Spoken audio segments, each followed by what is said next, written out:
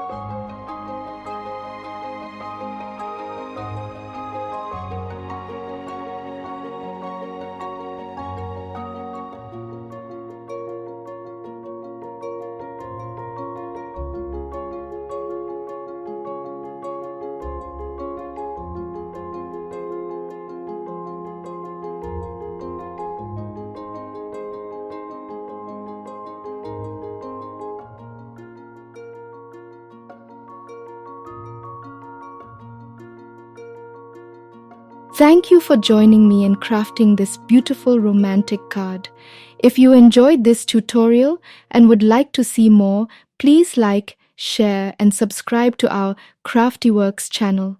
Your support means the world to us.